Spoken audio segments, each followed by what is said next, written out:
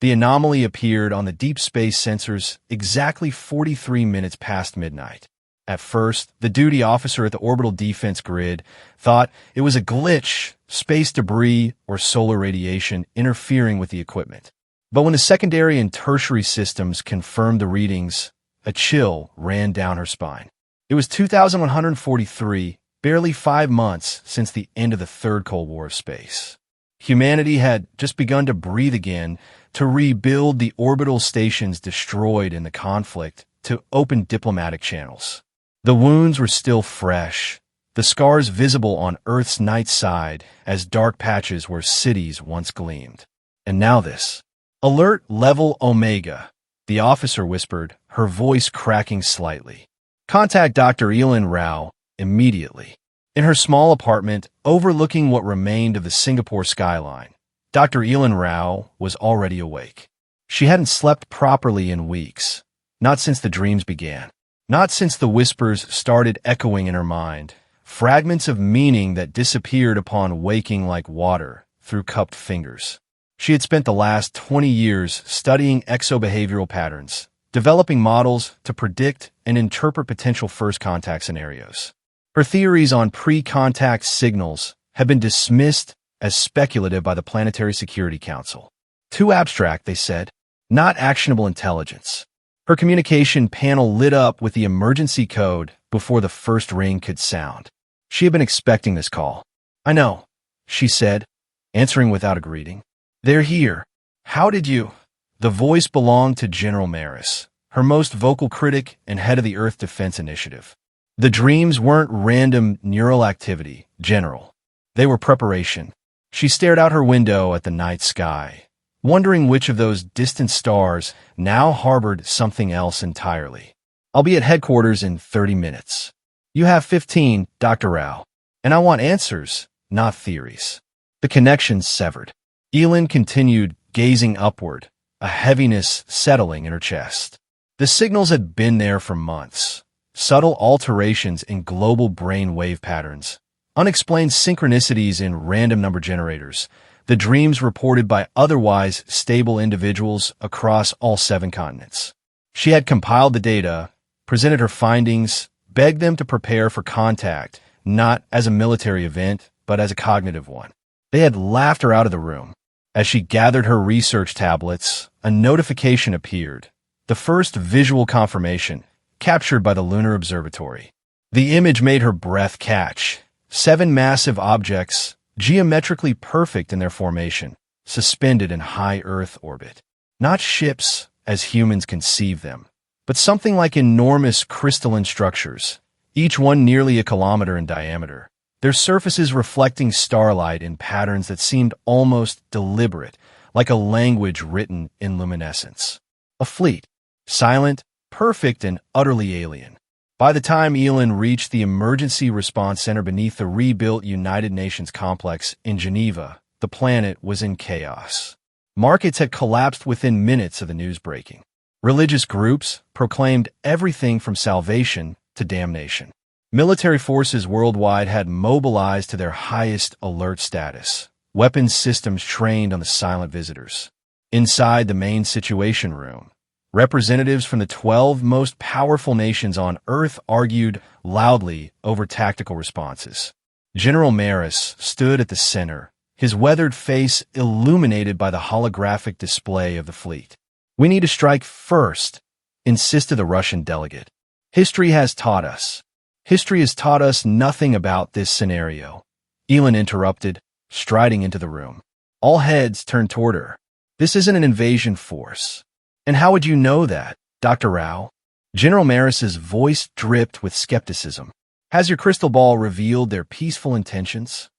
"If they wanted to destroy us, General, they would have done so already." Elin approached the display, studying the precise arrangement of the alien objects. "Look at their technology.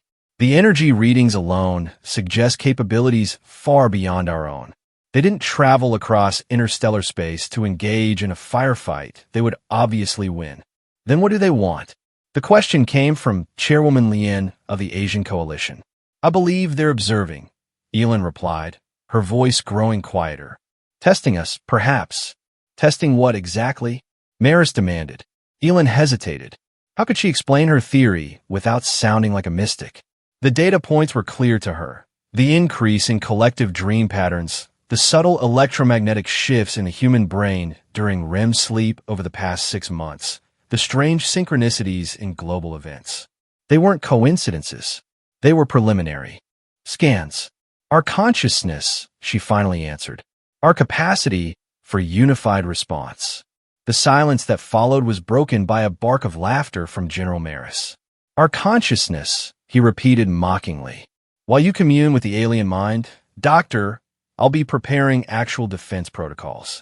The Sentinel satellite grid is armed and awaiting final authorization. That would be a catastrophic mistake, Elin warned, stepping closer to him. Any aggressive action could be misinterpreted. We need time to. The time for your academic theories has passed. Maris cut her off. This is a matter of planetary security now. As the argument escalated, a young aide burst into the room, face pale. Sir, we're receiving reports worldwide. People are experiencing the same dream all at once. Millions of them. This revelation silenced even Maris. Elin felt a cold certainty settle in her stomach. It had begun. What dream? She asked quietly. A circle of light, and 7 voices speaking as one. For the next 72 hours, Earth held its breath. The alien fleet maintained its perfect orbital pattern, 7 sentinels in silent vigil. No signals were transmitted in any known frequency. No probes were dispatched. No movement detected.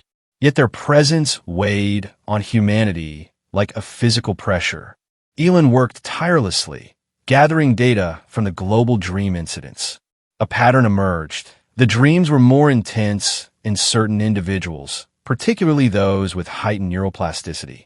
The content varied slightly, but core elements remained constant. A circular arrangement of lights, a sense of being examined, and a voice that was felt rather than heard. On the 3rd day, she requested a meeting with a young woman named Aina, who had experienced the most vivid and coherent dream episodes. Blind since birth, Aina had developed extraordinary sensory compensation and synesthetic abilities. When Elin arrived at the secure facility where Aina was being monitored, she found the young woman drawing circular patterns with her fingers on a touch-sensitive surface. You've come about them, Aina said without turning her head as Elin entered. The Watchers.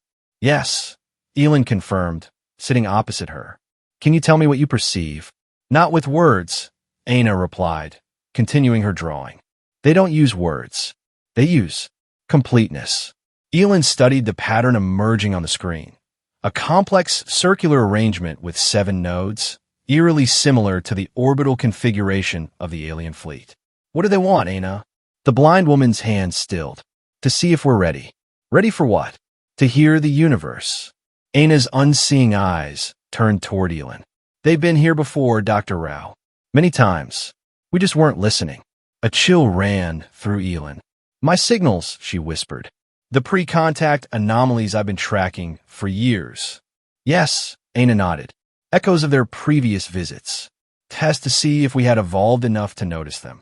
Before Elin could question further, her communication panel chimed with urgent priority. General Maris's voice came through, tense and clipped. The Security Council has voted, Dr. Rao. The Sentinel defense system will be activated in 6 hours unless the alien fleet withdraws or communicates recognizable intentions. Maris, you can't. We're making progress understanding. 6 hours, Doctor. I suggest you make a breakthrough before then. Elin felt panic rising within her.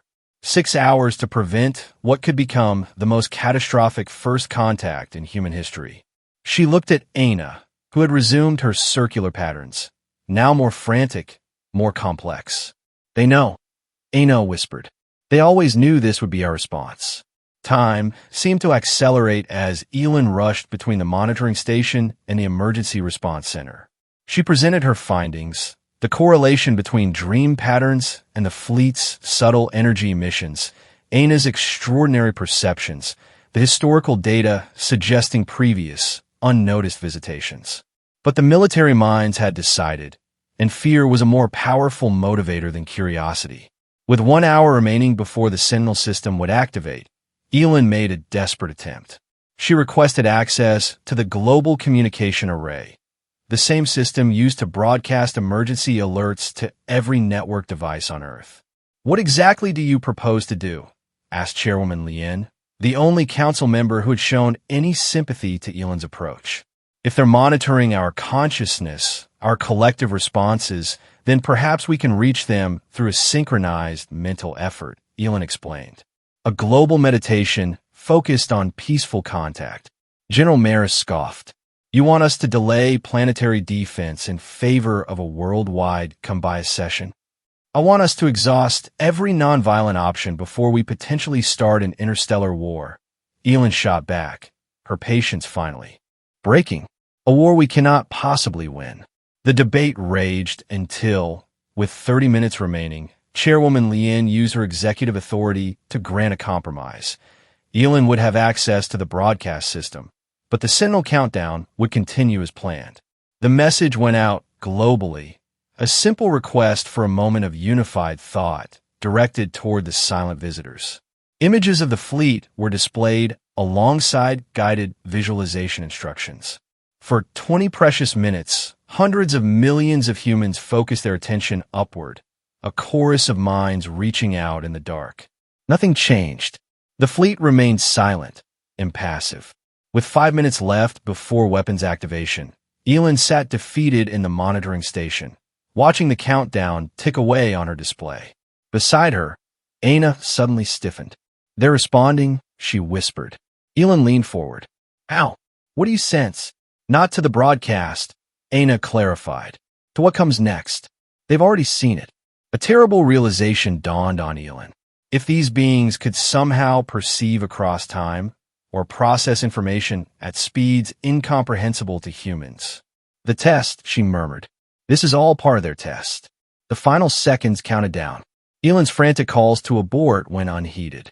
At precisely the designated moment, the Sentinel defense system activated, releasing a concentrated burst of energy toward the alien fleet. The world held its breath. The energy pulses struck the closest crystalline structure and passed through it as if it were made of nothing more substantial than light. No damage, no reaction, no counterattack. But then something changed. 2 of the 7 structures began to shift, their perfect geometries altering, surfaces rippling like disturbed water. Before the astonished eyes of Earth's watchers, they simply vanished, not with explosive force or technological display, but with the quiet inevitability of a thought completed. And then it happened. Every human on the planet simultaneously experienced the same sensation, a presence in their mind, gentle but undeniable. Not words, not images, but pure concept, unfiltered by language. Asterisk observation concluded. Results sufficient. Asterisk. As quickly as it had arrived, the presence withdrew. The remaining 5 structures began to fade, not moving away, but somehow becoming less present, less real, until they too disappeared entirely. The alien fleet was gone, but something remained in its wake, a subtle distortion in the space they had occupied, a barely detectable field surrounding the entire planet like a membrane. In the chaos that followed, Elin noticed something even more disturbing. Every recording device, every sensor that had been monitoring the fleet, showed nothing but empty space, as if the visitors had never been there at all. Only human memory preserved what had happened. Within hours, the first reports began coming in of strange after-effects. Some people experienced temporary psychosis, unable to reconcile what they had witnessed. Others reported enhanced perception, claiming they could sense the thoughts and emotions of those around them. Global communication networks experienced unprecedented synchronization, as if operating under a single controlling intelligence. A week after the disappearance, Elin founded the Echo Initiative, a research group dedicated to studying what she called the consciousness shock left in the fleet's wake. Their headquarters, established in the former Observatory of Mental Sciences in Geneva, became a gathering place for those most affected by the event, including Aina, whose abilities had expanded dramatically. 6 months later, Elin sat in her private office, writing in a physical journal. One of the few reliable ways to record information about the fleet, as digital systems still mysteriously corrupted any direct reference to them. Her hand moved steadily across the paper. Asterisk, they didn't come to evaluate our technology or our military capabilities. They came to measure our awakening. The fleet wasn't composed of ships in any sense we understand. They were projections, interfaces between their level of existence and ours, visible manifestations of a consciousness so vast and ancient that it perceives reality itself differently. Asterisk. Asterisk, the barrier they left behind, what we're calling the minefield, isn't a prison or a quarantine. It's a mirror reflecting our collective consciousness back at us. I believe it's designed to accelerate our evolution, to prepare us for what comes next. Asterisk. Asterisk, because the fleet didn't leave. They merely moved to a place we can't yet perceive, waiting until we're worthy of finding them again. Asterisk. As Elin finished writing, she felt a familiar presence touch her mind. Aina, communicating without words from across the complex. The blind woman's abilities now extended far beyond ordinary perception. She had become something new, perhaps the first of what humanity might eventually become. Asterisk there. Still watching, asterisk came Aina's thought. From just beyond the veil of what we call reality. Elin closed her journal and looked out the window at the night sky. The stars seemed somehow closer now, the space between them less empty. I know, she responded silently, surprised at how natural this new form of communication felt. And one day, we'll be ready to join them. In the years that followed, humanity changed. The minefield's effects manifested differently across the population, but its impact was undeniable. Conflicts decreased as empathic abilities increased.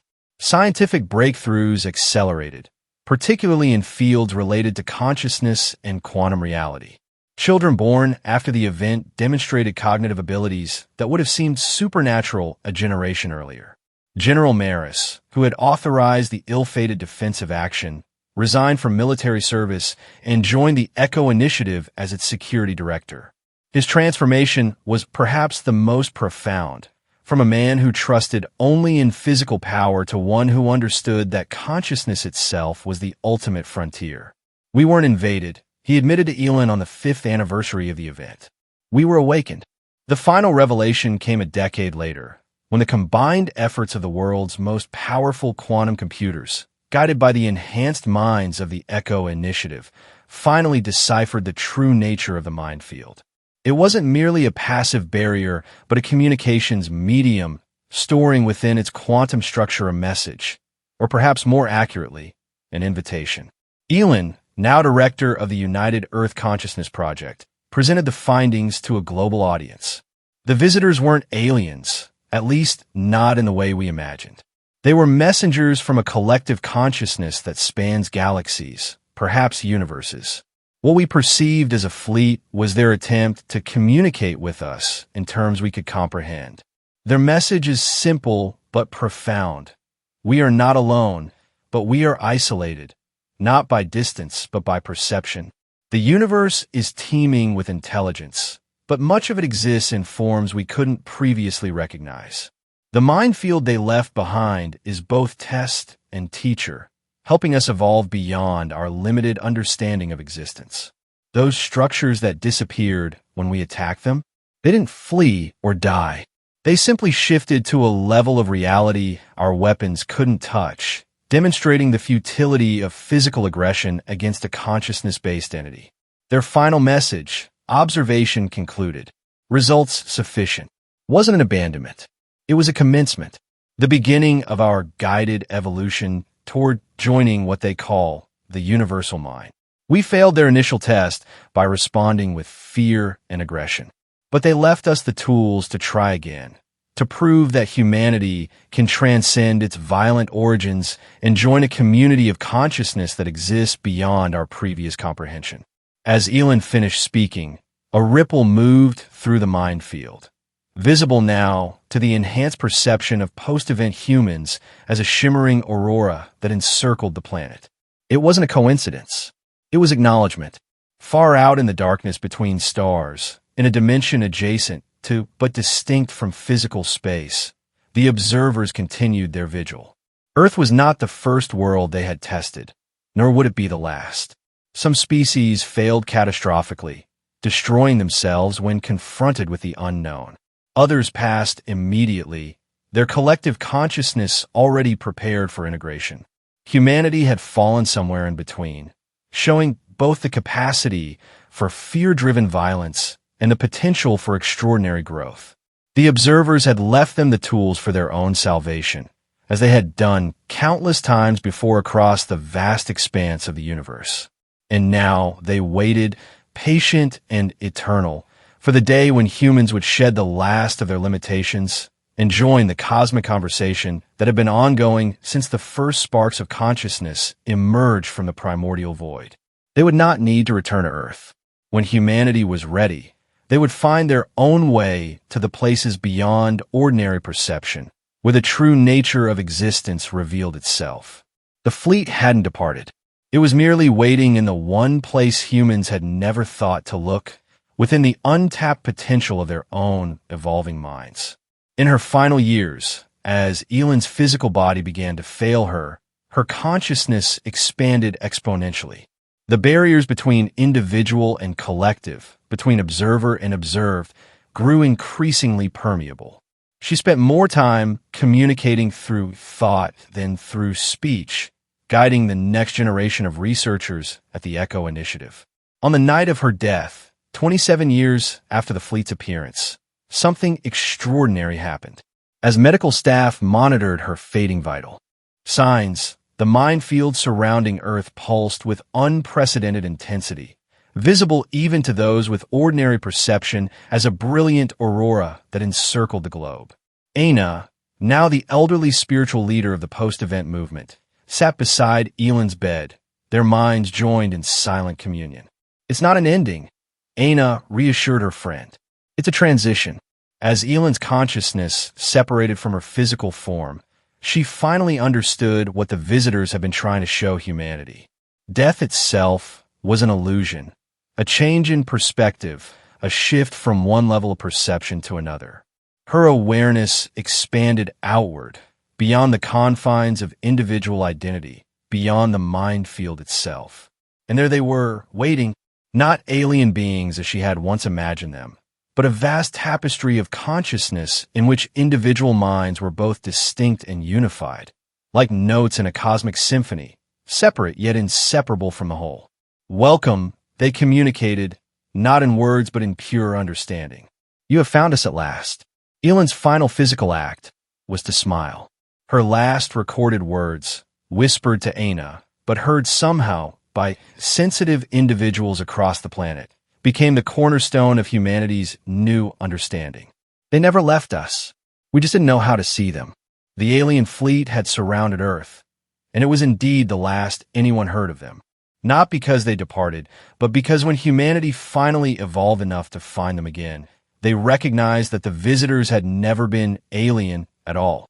They were what we could become once we transcended the limitations of fear, aggression, and the illusion of separation.